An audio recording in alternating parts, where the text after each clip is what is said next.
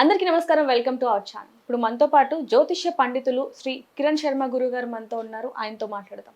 నమస్కారం గురుగారు. నమస్తే తల్లి. గురుగారు, మానవత్వం అనేది ఎటు పోతుందో చెప్పలేకపోతున్నామండి. అంటే కళ్యాణ మండపంలో పెళ్లి చేస్తున్న కార్యక్రమంలోనే ఒక పురోహితుణ్ణి అతి దారుణంగా హింసించారని చెప్పొచ్చు. టవల్ వేయడం, నెత్తి మీద ఒక గుడ్డని కప్పడం, లేదా కుంకుమ పసుపుని కొట్టడం కానివ్వండి, అది తీసుకొని ఇంత దారుణంగా ఒక పురోహితుణ్ణి ఇబ్బంది పెట్టడానికి గల కారణం ఏంటంటారండి?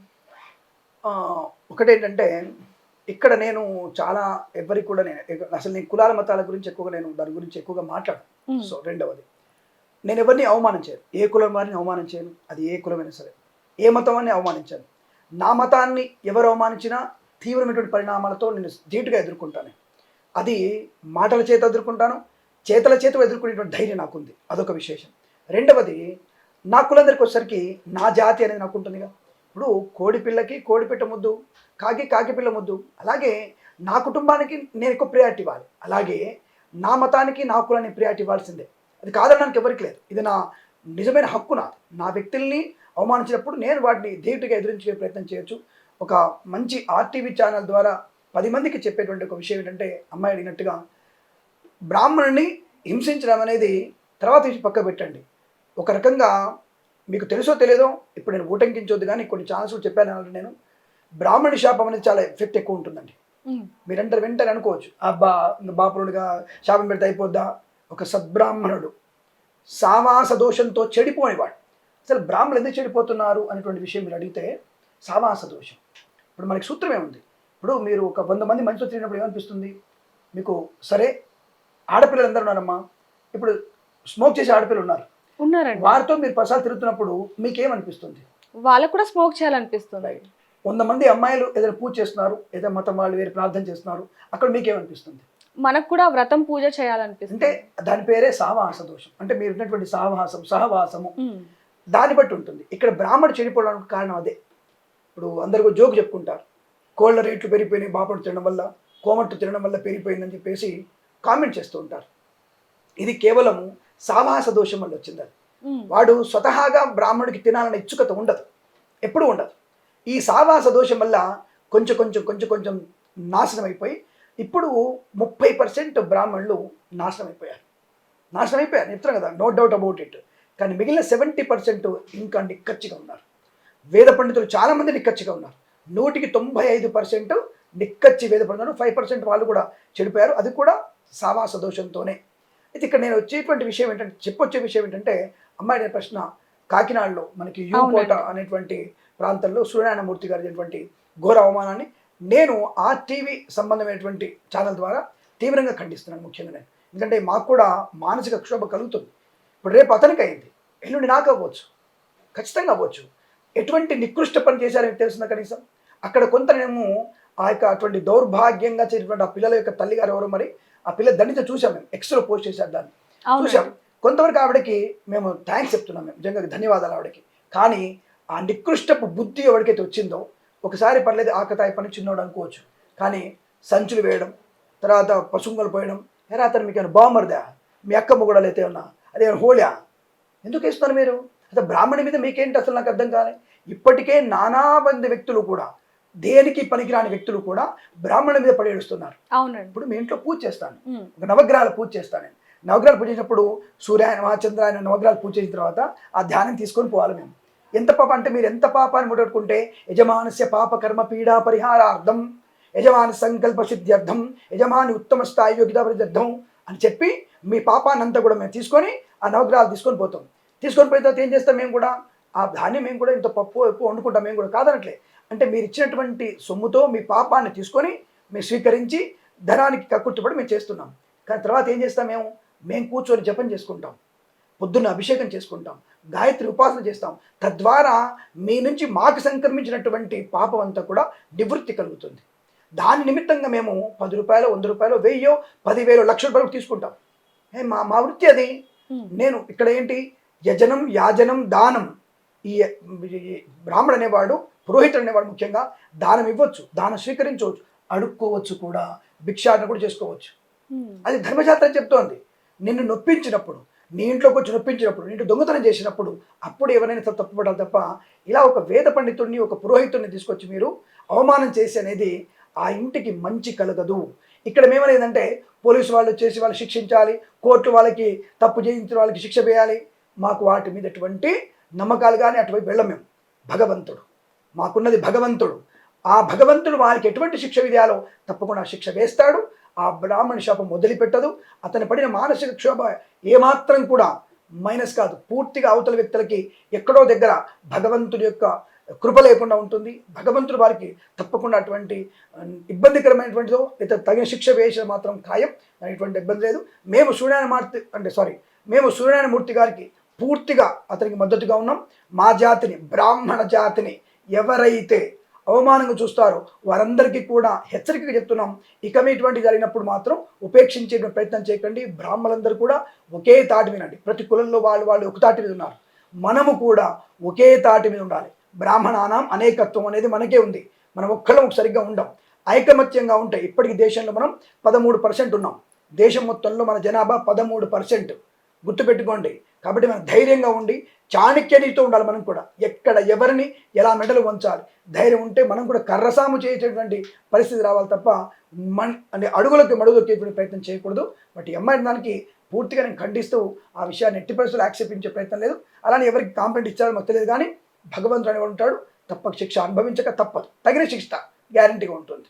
అయితే గురుగారు ఇక్కడ బాధాకరమైన విషయం ఏంటంటే పురోహితుని అంతగా ఇబ్బంది పెడుతున్నప్పటికీ కూడా అక్కడ చుట్టుపక్కల వాళ్ళు చాలా మంది కూడా ఆపలేదండి. దానితో పాటు వీడియో తీసి అది నెట్టింట్లో పెట్టడం అనేది అసలు ఎంతవరకు కరెక్ట్ అంటారండి? ఇప్పుడు ఇది ఒకటమ్మా, ప్రతిదీ కూడా మనకి ప్యాషన్ అయిపోయింది. ఒక ప్యాషన్ అంటే ఏదో ఒకటి చేసేసి దాన్ని ఎక్స్లో పోస్ట్ చేయడమో లేకపోతే ఇన్స్టాగ్రామ్లో లేకపోతే ఇంకోటో దాన్ని మనం పోస్ట్ చేసేస్తే మనకి వ్యూస్ వస్తాయి. ఆ వ్యూస్ నుంచి పెట్టడం. అది రేపు ఈ బ్రాహ్మడు అయిపోయినాడు, రేపు నీ కుటుంబ సభ్యులతో ఏం చేస్తే, రేపు నీ కుటుంబ సభ్యులతో అదే వ్యక్తి తప్పుడు వీడియోలు తీసి పోస్ట్ చేస్తే మీరు ఏం చేస్తారు? ఇప్పుడు నీ కుటుంబం ఉంది కదా, మరి అదే సూర్యనారాయణ గారికి కుటుంబం ఉందిగా, మరి వాళ్ళు ఎంత క్షోభపడుతున్నారు ఇప్పుడు? ఒకటి ప్రచారం అయ్యాడు బయటికి. ఇప్పుడు బాధ కన్నా కూడా ప్రచారం అయిపోయాడు. అది ఇంకా తెలిసిపోయింది. 10 మంది, కొంతమంది నవ్వుతుండవచ్చు, కొంతమంది ఫోన్ లేదని చిన్నపాయలు అనుకోవచ్చు. ఆకతాయి పని అంటే ఒక్కసారి అక్షంతలు మీద వేయడం, నోట్లో అక్షంతలు వేయడం, చుక్కాలు ఇప్పి మనిషి మీద పడేయడం, సంచి తీసుకొచ్చి తల మీద కప్పడం. ఏంటండి ఇది? నాకు అర్థం కాదు. ఇది కాకతాళీయ పనులు ఇవి. ఆకతాయి పనులు కాదు. అంటే నీ కుటుంబంలో నీ పెద్దవాళ్ళు, మీ యొక్క తల్లిదండ్రులు మీకు క్రమశిక్షణ నేర్పించట్లేదు. అందుకే ఇలా తయారు మీరు.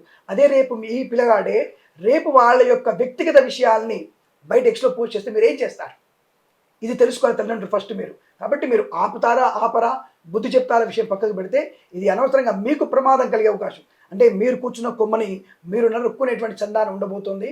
కాబట్టి ఎవరైనా సరే ఏ కులమాన్ని కూడా హింసించే ప్రయత్నం చేయకూడదు అనే అధికారం లేదు ఎవరికి.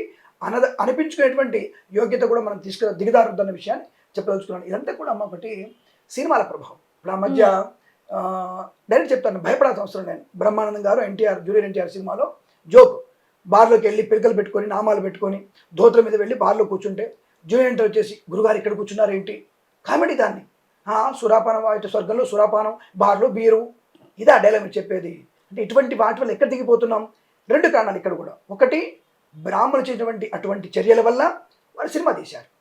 ఇటువంటి చర్యలు చూపించడం వల్ల బ్రాహ్మణులు తయారవుతున్నారు. అంటే జోకర్గా చూపించేటువంటి వ్యక్తులు కూడా ఎక్కడ దెబ్బ పడతారు. మీకు తెలుసో తెలియదో, ఒక ఉత్తమమైనటువంటి నటులే వారి కుటుంబం మొత్తం కూడా ఎప్పుడైతే బ్రాహ్మణుల్ని రోడ్డు మీద కొట్టేశారో ఆ వ్యక్తులు ఈ రోజున ఉనికి లేకుండా పోతున్నారు. తెలుసుకోండి, బ్రాహ్మణ శాపం అలా ఉంటుంది. ఎవరైనా సరే ఇలాగే మాట్లాడతారు. బ్రాహ్మణుడి దగ్గర దెబ్బ ఆగదు, అది ప్రపంచాన్ని కూడా నాశనం చేస్తుంది. జాగ్రత్త, బ్రాహ్మణ శాపం చాలా పెద్దది, ప్రమాదానికి వేస్తుంది. బ్రహ్మహత్య మహాపాతకం లాంటిది బ్రాహ్మణి యొక్క ద్వేషం. కాబట్టి బ్రాహ్మణితో మీరు పెట్టకపోయినా పర్లేదు, అతనితో తిట్లు తినకండి. వారికి మీరేం పెట్టక్కర్లేదు, వాళ్ళు బతకగలరు. ఇప్పుడు మేము వేదం చదువుకోగలుగుతాం, మీలాగా టాలెంట్ ఉండి ఎంటెక్లు చేయగలిగేటువంటి కెపాసిటీ ఉంది మాకు. ఎంటెక్లు చేయగలిగే అవకాశం, అలాగే పెద్ద పెద్ద కంపెనీలకు సీఈఓగా ఉండగలిగేటువంటి కెపాసిటీ మాకు ఉంది. కాబట్టి అవతల వాళ్ళకి ఈ వేదం చదువుకునేటువంటి కెపాసిటీ ఉండదు. ఈ విషయాన్ని గుర్తుపెట్టుకోండి. నేను అవమానంగా చెప్పట్లా, బట్ బీ కేర్ఫుల్. మంచి వ్యక్తులుగా 10 మందికి మేలు కోరడానికి, లోక కళ్యాణం కోసం మాత్రమే వారు ఉంటారు. వారిని గౌరవిస్తే గౌరవించండి, లేదా వదిలేని తప్ప అనవసరంగా వాళ్ళతో పెట్టుకోకండి, ప్రమాదాన్ని కొని తెచ్చుకోకండి. గురుగారు, ఎవరైతే ఆ వ్యక్తి వీడియో తీశారో ఆయన వల్ల ఈరోజు ప్రజలందరికీ కూడా అసలు బ్రాహ్మణులని ఇంతగా హింసిస్తున్నారా, ఇబ్బంది పెడుతున్నారా అనేది సమాజానికి తెలిసిందని చెప్పాలండి. దాని గురించి ఏమంటారు మరి? సో ఇందాక మీకు మాటలు చెప్పాను, మనకి సామా భూపాల్ రెడ్డి గారి ఇంట్లో పెళ్లి చేసాము మేము. వారి వియంకులు వెంకటరెడ్డి గారని. నిజంగా చెప్తాను కదా, నేను నా వరకు నా టీం వరకు వేరే ఇంట్లో మ్యాక్సిమం మేము తినం. ఎందుకంటే అనేక రకాల వాళ్ళు వండుతారు కాబట్టి తినాల్సిన అవసరం లేదు, తినం మేము. ఏదో మంచిగా తాగుతాం, కూల్ డ్రింక్ తాగుతాం, వచ్చేస్తాం మేము. కానీ నేనే జరిగింది పెళ్లి. సామా భూపాల్ రెడ్డి గారు వాళ్ళ వియంకుడు వెంకటరెడ్డి గారు మా కోసము ఆయన పొద్దున్నే మాకు మెసేజ్ చేశారు, గురుగారు మీరేం టెన్షన్ పడద్దు, మీకు నైట్ అయిపోద్ది కాబట్టి భోజనాలు మీకు దొరకవు, మా దగ్గర మీరు తినరు కాబట్టి రాఘవేంద్ర మఠం నుంచి మీకు భోజనాలు తెప్పిస్తున్నాను, బ్రాహ్మణులే వస్తున్నారు, వారు మీకు వడ్డీ అయితే. నిజంగా మేము ఒక వేరే ఇండ్లకు వెళ్ళితే బ్రాహ్మణేతరుల ఇంటికి వెళ్ళి పెళ్లి చేసినప్పుడు ఏదో మేము కూల్ దాకా వచ్చేస్తాం మ్యాక్సిమం. ఆ ఇంట్లో మేము నిన్న అరిటాకు వేసుకొని పంచభక్ష పరిమాణం భోజనం చేసాం మేము. లడ్డు, మాకు పాయసం, అన్నం, పులిహోర, మాకు కావాల్సిన పదార్థాలు పెట్టి ఒక రూమ్లో స్పెషల్గా పెట్టేసి మేము ఆనందంగా భోజనం చేసాం. ఆయన పదే అడిగాడు, గురుగారు భోజనాలు బాగున్నాయి అన్నప్పుడు అలాంటి వాళ్ళు చూస్తే మాకు శిరస్సు వచ్చి నమస్కారం అనిపిస్తుంది. ఆయన రెడ్డి, నేను బ్రాహ్మణ, ఏదో తక్కువ అనుకోను నేను. అటువంటి అన్నదానం చేసిన వ్యక్తి మేము ఎంత గౌరవంగా చూస్తాం అంటే, ఇటువంటివి ఈ ఆకతాయి పనులను కూడా వాళ్ళ ఇళ్లలో ఉన్నటువంటి క్రమశిక్షణ రాహిత్యం వచ్చినవి కొంతమంది గొప్ప వ్యక్తులు మమ్మల్ని ఆ స్థాయిలో గౌరవించే అవకాశం ఉంది. మేము వాళ్ళ వల్లనే నిజమే, మీరు పురోహితం చేసేటువంటి వృత్తిలోనే మీకు పెళ్లి చేస్తేనో మీకు ఏదో కార్యక్రమం చేస్తేనో మాకు 10 రూపాయలు ఇస్తారు ఫ్రీగా. మాకేం ఇవ్వరుగా, ఫ్రీగా ఇస్తే మేము మమ్మల్ని అనాలి, మీరు ఇవ్వనప్పుడు మీరు మా గురించి మాట్లాడే అధికారం ఎక్కడిది మీకు? కాబట్టి మీరు ఎందాకన్నట్టుగా ఈ సినిమాల ప్రభావం, కొంతమంది వ్యక్తుల యొక్క క్రమశిక్షణ రాహిత్యం వల్ల ఇటువంటి ఇబ్బందులు జరుగుతున్నాయి. సమాజంలో ఇటువంటి దుశ్చర్యలు అనేకం చాలా ఉన్నాయి. మన ఇంతకుముందు కూడా ఈ మన బర్త్డే ఫంక్షన్ ఫోమ్ అనేది చేస్తారు కదా, అది కూడా బ్రాహ్మణం మీద వేసి మొత్తం ముఖానికి అంతా పూసి అక్కడే మేము ఖండించాలనుకున్నాం. సరే వాళ్ళు వచ్చేసి వాళ్ళ పెద్దవాళ్ళు వచ్చేసి పిల్లలు తిట్టారని చెప్పేసి ఉంటాం. ఒకటి పోయింది, 2 వచ్చింది. రేపు ఇంకోటి వచ్చేసి దోతి మొత్తం పీకేస్తాడు, ఇంకోటి వచ్చేసి పెట్రోల్ పోసి అంటు పెడతాడు మమ్మల్ని. అప్పుడేం పరిస్థితి మాదేంటి పరిస్థితి? అంటే జోక్ అనుకున్నామండి, పొరపాటున అంటుకుంది అనుకుంటే ఊరుకుంటామా? ఆలోచించండి. కాబట్టి తీవ్రమైనటువంటి దుశ్చర్యగానే పాటిస్తున్నాం మేము. బ్రాహ్మణ జాతి ఏకతాటి మీదకి వచ్చి తీవ్రంగా ఖండించాల్సిందే. అటువంటి పునరావృతం కాకుండా మనం దండన చేయాల్సిందే, మనకు మనం రక్షణగా చేసుకోవాల్సిందే, గుర్తుపెట్టుకోండి. ఇలాంటివి ఆగిపోవాలని మనం కూడా కోరుకుందాం గురుగారు. లోక కళ్యాణం కోసం చేసేటువంటి మేమందరం స్వస్తి ప్రజాభ్య పరిపాలయంతాం న్యాయేన మార్గేణ మహిమహేష గోబ్రాహ్మణేభ్య శుభమస్తు నిత్యం లోకా సమస్త సుఖినో భవంతు అన్నటువంటి మా మాట నిజం కావాలని, మీరు క్షేమంగా ఉండాలి మేము కోరుకుంటున్నాం. పిల్లా పాపలతో, కొత్త పెళ్లి కొడుకు, కొత్త పెళ్లి కూతురు, మీ కొడుకు పుట్టి బిడ్డ పుట్టినా హ్యాపీగా ఉండాలని కోరుకుంటున్నా తప్ప మీకేదో మాకు వచ్చింది 2 రూపాయలు జేబులు వేసుకుని వెళ్ళిపోయాం, వేటనే నాశనం అయిపోయి అనుకునేవాడు కాదు బ్రాహ్మడు. నిండు 100 ఏళ్ళు సుమంగలిగా ఉండమని పిల్లా పాపలను ఆశీర్వదించే బ్రాహ్మణి తప్ప మిమ్మల్ని ఎక్కడ కూడా అవమానం చేసి ఇబ్బంది పెట్టేవాడు కాదండి. అటువంటి బ్రాహ్మణ్ణి మీరు హింసించకుండా జాగ్రత్తగా చూసుకుంటే చాలు. మీరు పెట్టకపోయినా సరే లేదమ్మా, మీరు టెన్షన్ పడక్కర్లేదు. మమ్మల్ని మాత్రంగా ఉండే ప్రయత్నం చేయండి. అనవసరంగా ఇంకా నయం నాలాంటి వాళ్ళ దగ్గరికి వస్తే ఇంకా భయంకరంగా ఉండేది. నేను చాలా ముక్కుసూటి వ్యక్తిని కాబట్టి ఆ విషయాన్ని చూసుకునే ప్రయత్నం చేయండి. ఇక మీదట మీరు దయచేసి బ్రాహ్మణ జోలికి వెళ్ళకూడదు, అది మీకు ప్రమాదాన్ని కలిగిస్తుంది. జాగ్రత్త. శుభమస్తు. నమస్కారం. థ్యాంక్ యూ గురుగారు. శుభమస్తు.